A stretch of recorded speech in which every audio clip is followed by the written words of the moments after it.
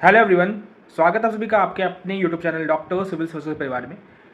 तो जैसा कि आप सभी को पता, हम लोग 90 दिन के अंदर अपना पूरा सिलेबस खत्म कर रहे हैं। आर जो कि 27 जुलाई को होने वाला है, और यूबीपीसीएस जो कि 12 अक्टूबर को होने वाला है उसका, ठीक है। जिसमें हम लोगों ने एंशियंट हिस्ट्री पूरी खत्म कर दी है, जैनिज्म बुद्धिज्म से बचा हुआ है। मेडावल हिस्ट्री कंप्लीट खत्म हो चुकी है। मॉडर्न हिस्ट्री में हम लोगों ने हमारा पढ़ लिया ब्रिटिश का एडवेंट ऑफ यूरोपियंस, कब इंडिया में कैसे आए। दूसरा इकोनॉमिक इम्पैक्ट ऑफ ब्रिटिशर्स, ये पढ़ लिया हम लोगों ने, ठीक है।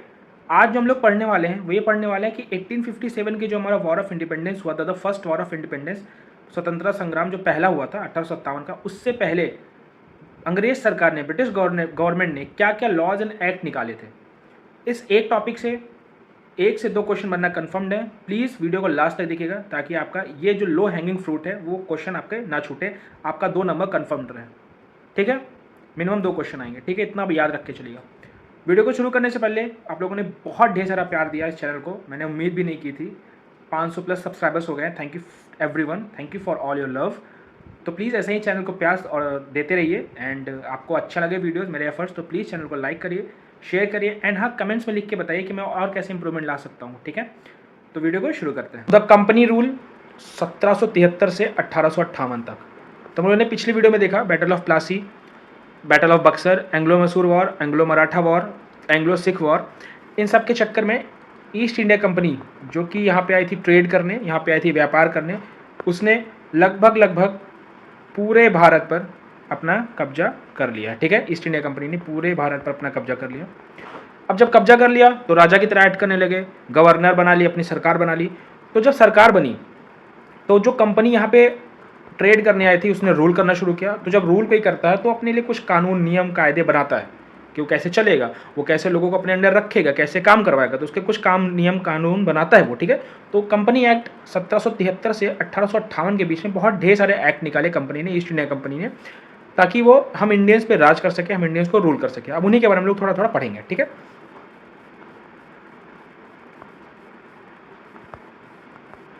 तो सबसे पहला जो हमारा एक्ट आता है वो है रेगुलेटिंग एक्ट ऑफ 1773।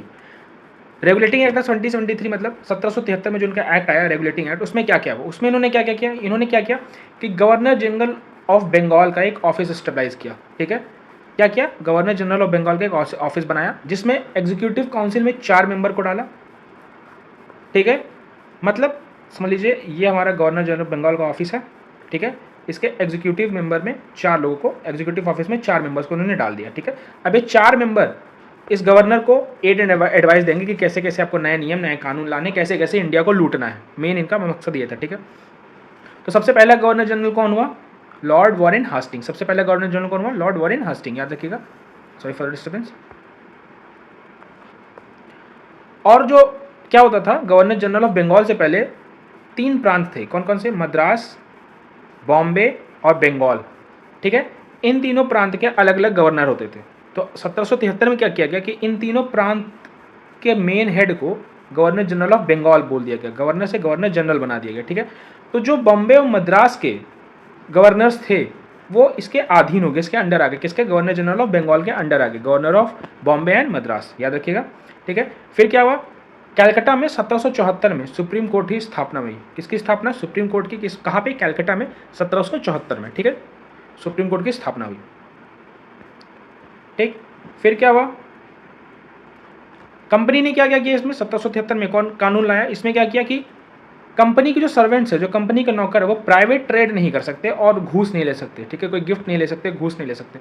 क्या होता था कि ईस्ट इंडिया कंपनी बहुत बड़ी थी, तो वहाँ पे जो आते थे इंडिया में रूल करने, ईस्ट इंडिया कंपनी की तरफ से जो वर्कर आते थे, जो मालिक आते थे, प्राइवेट लोग आते थे, इंडिविजुअल्स, वो आके यहाँ पे क्या करते थे, पर्सनल ट्रेड भी करने लगते थे, मुनाफा लेने लगते थे, दहेज, मतलब समझ लीजिए कि बहुत ढेर सारे पैसे ब्राइब लेने लगते थे, बहुत ढेर सारा घूस लेके अब काम करने लगते थे। तो कंपनी ने उनको मना किया, बोला कि ऐसे तो कंपनी डूब जाएगी, इन लोगों को पहले मना करो, ठीक है।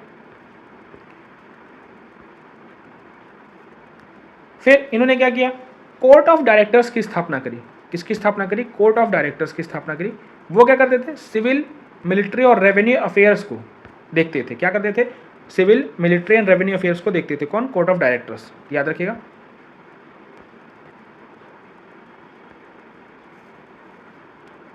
अब इसने क्या किया, सबसे इंपॉर्टेंट काम रेगुलेटिंग एक्ट ऑफ 1773 में इसने क्या किया कि कंपनी का पॉलिटिकल और एडमिनिस्ट्रेटिव रोल को इसने रिकग्नाइज कर दिया, मतलब इसने मान्यता दे दी कि भैया कंपनी का पॉलिटिकल रोल भी है और एडमिनिस्ट्रेटिव रोल भी है, ठीक है।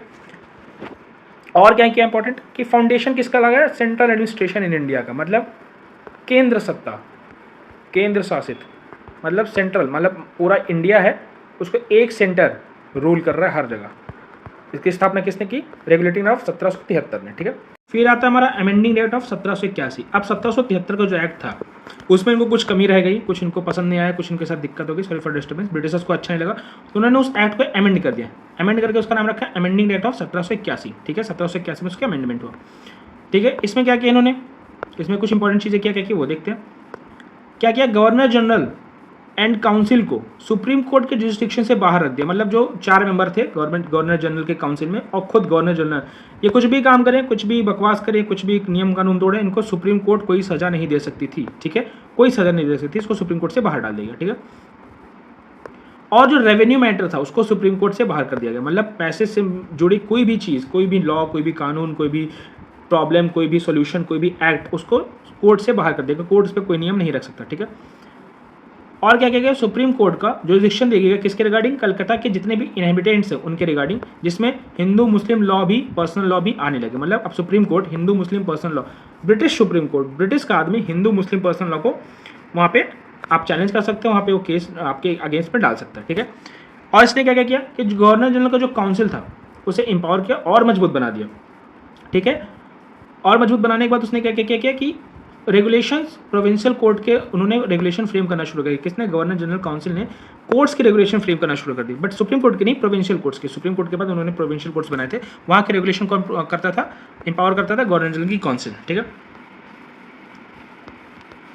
फिर उसके बाद ये जो कमियां उनको लगी अपने रेगुलेटिंग एक्ट 1773 में, कमियां क्या क्या लगी थी कि गवर्नर जनरल को थोड़ा वीक हो गया था, उसको और पावर चाहिए थी, तो उन्होंने उसको अमेंड कर दिया 1781 में, उसको चेंज कर दिया, जो जो कमी थी उसको पूरा कर दिया। अब उसके बाद उससे भी उनका मन नहीं भरा, तो पिट्स इंडिया एक्ट लाई 1784 में, ठीक है, पिट्स इंडिया एक्ट 1784 में। इसमें क्या किया इन्होंने, सॉरी फॉर द डिस्टर्बेंस, इन्होंने क्या किया कि जो कंपनी थी उसके कमर्शियल और पॉलिटिकल फंक्शंस अलग अलग कर दिए, कि मतलब ये हमारी ईस्ट इंडिया कंपनी है, पहले ये पूरा कमर्शियल एंड पॉलिटिकल दोनों देखती थी एक साथ, अब इन्होंने क्या किया कि पॉलिटिकल अलग देखेगा, कमर्शियल अलग देखेगा, पैसा अलग, पावर अलग, ठीक है। अब इन्होंने क्या किया था कि कोर्ट ऑफ डायरेक्टर जो थे वो कमर्शियल अफेयर को मैनेज करेंगे, जो पहले 4 लोग जो थे उनको कोर्ट ऑफ डायरेक्टर बोलते थे, वो कमर्शियल अफेयर को मैनेज करेंगे, और नया बोर्ड बना दिया बोर्ड ऑफ कंट्रोल, वो पॉलिटिकल अफेयर्स को कंट्रोल करेंगे, ठीक है। अब खुद सोचिए, court of director commercial affairs याद कैसे करेंगे, डायरेक्टर्स किस में होते हैं, किसी भी प्राइवेट कंपनी में होते हैं डायरेक्टर, मैनेजिंग डायरेक्टर, ठीक है, एमडी, तो कमर्शियल अफेयर को कौन देखेगा, कोर्ट ऑफ डायरेक्टर, ठीक है। और कंट्रोल कौन करता है, पॉलिटिकल पार्टीज कंट्रोल करती है, सरकार कंट्रोल करती है, तो बोर्ड ऑफ कंट्रोल क्या करेगी, पॉलिटिकल अफेयर्स को देखेगी। तो इसने पिट्स इंडिया एक्ट ने ही सबसे पहले डुअल गवर्नमेंट की शुरुआत की भारत में, किसकी, डुअल गवर्नमेंट की, ठीक है, दोहरी शासन व्यवस्था, ठीक है। अब जो बोर्ड ऑफ कंट्रोल था, क्योंकि पॉलिटिकल अफेयर्स को भी मैनेज करता था, तो भाई सिविल, मिलिट्री और रेवेन्यू के जो ऑपरेशन उनको मैनेज करेगा, कि भैया इतना पैसा कहाँ खर्च हो रहा, थोड़ा वो पूछ सकता था, ठीक है। सिविल के जितने मैटर थे वो उसको करता था सुपरवाइज, और मिलिट्री मैटर्स को भी सुपरवाइज करता था, ठीक है। अब इसमें क्या किया, इसमें एक नया वर्ड इन्होंने जोड़ा कि इंडिया की जो टेरिटरी है वो ब्रिटिश पोजेशन है, मतलब इंडिया की जो टेरिटरी है, ये पूरा एरिया हमारा जो इंडिया वह ब्रिटिशर्स के अंदर है। उन्होंने कहा कि अब इंग्लैंड के अंदर है, ब्रिटिश के अंदर है, ठीक है, क्राउन के अंदर है, कि रानी के अंदर।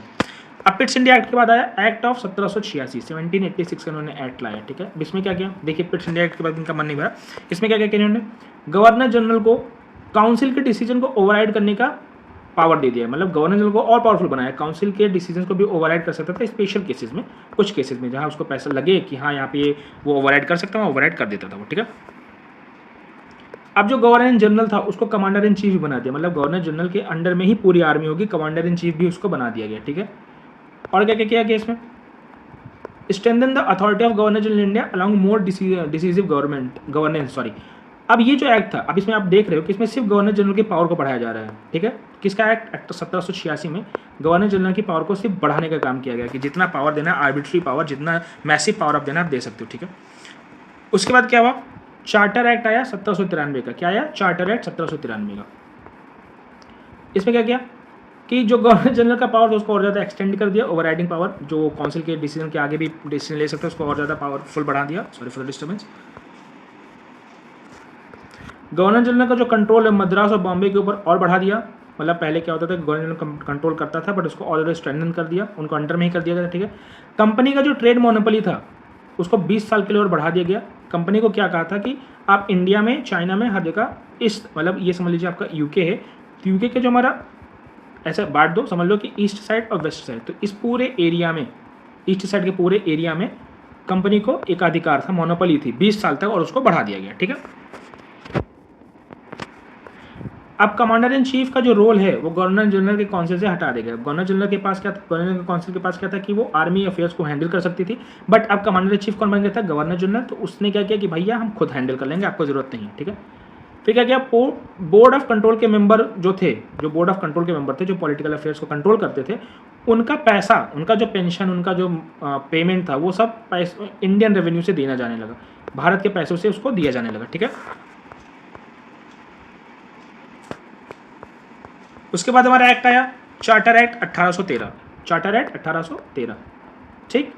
इसने क्या क्या किया, इसने क्या कि जो कंपनी की ट्रेड मोनोपोली थी, कंपनी की, ईस्ट इंडिया कंपनी की जो ट्रेड मोनोपोली थी इंडिया से, उसको एबॉलिश कर दिया, खत्म कर दिया। सिर्फ चाय का ट्रेड छोड़ के, वो भी चाइना से, याद रखिएगा, सारी मोनोपोली खत्म कर दी। क्यों खत्म कर दी, देखिए इंडस्ट्रियलाइजेशन हो रहा था उधर इंग्लैंड में, तो बहुत सारे प्राइवेट प्लेयर्स भी थे, वो कह रहे थे भैया हमको भी बिजनेस करना है, सब कंपनी को, एक ही कंपनी को अब दिए जा रहे हो, तो गवर्नमेंट कहा ठीक है जाओ, कंपनी की मोनोपोली खत्म, अब जो जाए वो बिजनेस कर सकता है, ठीक है।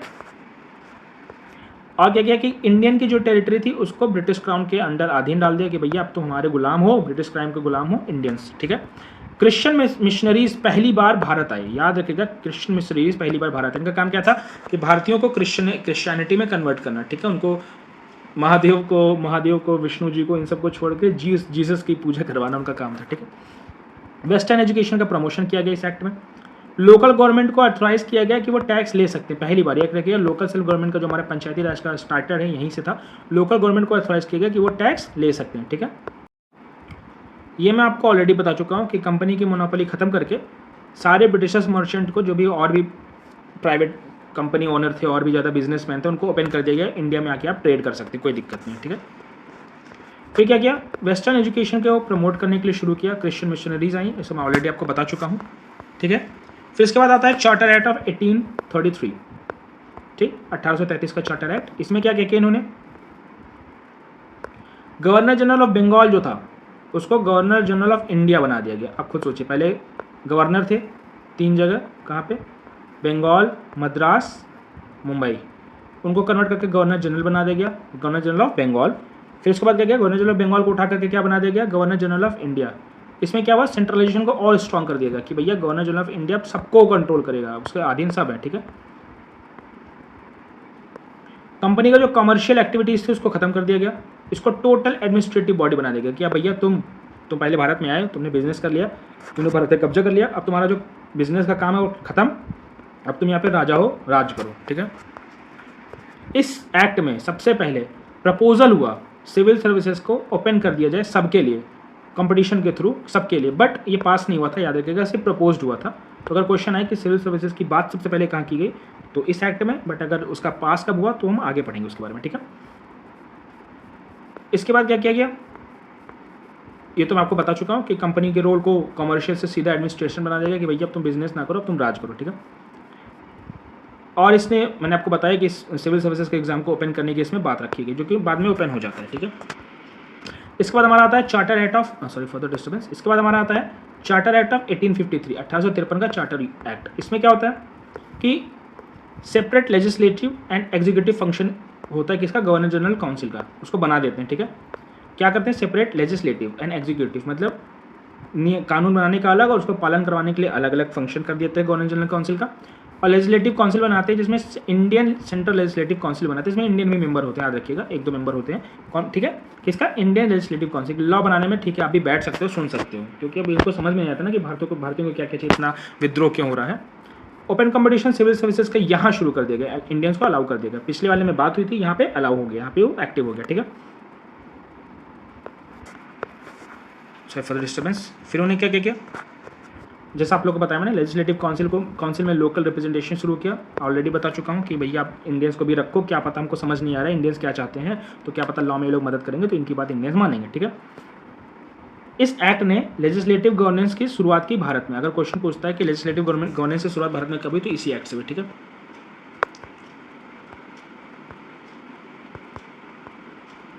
अब इसके बाद हमारा है government of India act 1858, but ये हम तब पढ़ेंगे जब हम अपना 1857 की क्रांति पढ़ चुके होंगे। ठीक है, क्योंकि उसके बाद ही आपको ये समझ में आएगा, इसलिए मैं बहुत ही क्रोनोलॉजिकल वाइज, टाइमलाइन वाइज आपको हर चीज़ पढ़ा रहा हूँ। तो यहीं तक था आज का हमारा वीडियो। ठीक है, होप आपको वीडियो अच्छा लगा हो, सारे एक्ट सारी पॉलिसी समझ में आई हो। ठीक है, आपको एक चीज़ और बताना चाहता था मैं इसी वीडियो में, ये था कि जो ये जितने भी चार्टर एक्ट आते थे हर 20 साल पे आते। देखिए आप, लास्ट वाला आया था 1853 में, उसके पहले वाला आया था 1833 में 20 साल पहले, उससे पहले वाला आया था 1813 में 20 साल पहले। तो चार्टर एक्ट अगर आप एक याद कर लेते हो, उससे पहले वाला आया था 1793 में। अगर एक चार्टर एक्ट अगर मान लो कि आप चार्टर एक्ट 1793 याद कर लिया आपने, तो नेक्स्ट चार्टर एक्ट हमेशा 20 साल बाद ही आते थे। ठीक है, तो ये आप याद रखेंगे, याद करने का तरीका हो जाएगा। ठीक है, बाकी ऊपर सबसे पहला एक्ट आया था हमारा कौन सा, सबसे पहला एक्ट आया था हमारा रेगुलेटिंग एक्ट ऑफ 1773, सबसे पहला एक्ट ब्रिटिश इंडिया का रेगुलेटिंग ऑफ 1773।